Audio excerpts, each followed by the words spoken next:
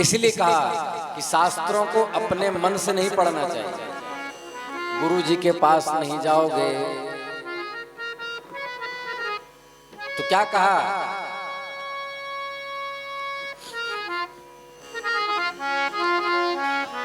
कहा कान फाड़े नाथ बनत है, इधर उधर के फटके,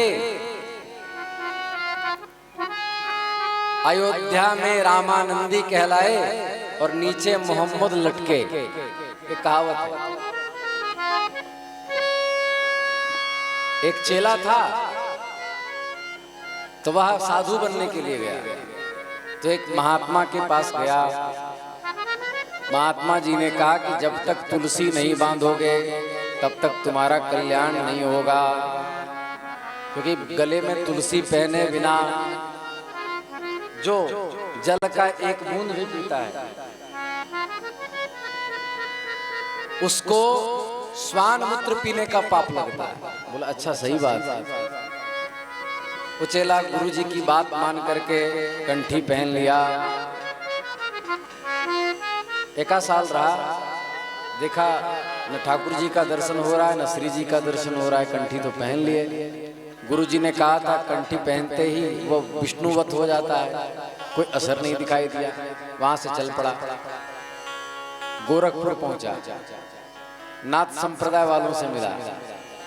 नाथ वालों ने कहा सारी अविद्या कान में रहती है, जब तक कान नहीं फाड़ोगे तब तक भगवान नहीं मिलने वाले। उसने कंठी उतार दी, कान फाड़ ली। कुछ दिन वहां भी रहे। वहां भी रहने के बाद भगवत दर्शन नहीं हुआ। अब क्या करें? अयोध्या पहुंचे। बोले केवल रामानंद संप्रदाय में दीक्षा लेने पर ही कल्याण होता है। उर्दपुंड लगा के रामानंदी हो गए। कुछ दिन रहे, वहां भी जानकी जी का दर्शन नहीं हुआ। उसके बाद किसी मुस्लिम तांत्रिक के पास गए।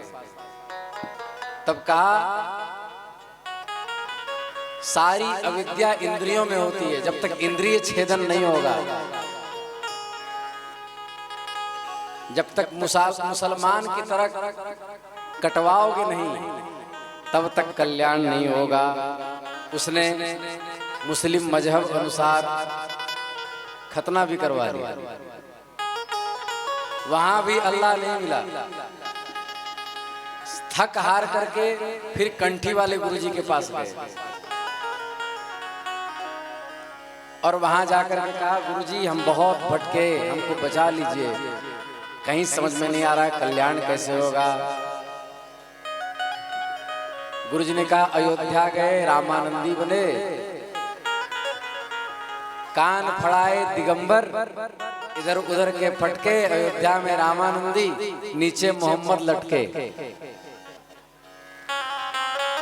मनमुखी साधना करने से ऐसा ही होता है। एक शास्त्रनिष्ठ होकर के व्यक्ति जिस भी परंपरा में है उनके गुरुजी के वाक्य को परम सिद्धांत मानकर साधना करता है तो उसी में सिद्धि मिल जाती है। चार तरफ बुद्धि भ्रमित करके जब व्यक्ति दौड़ता है तो भ्रमित होता है। इसलिए तंत्र आदि ग्रंथ गुरु की सन्निधि में पढ़ना चाहिए।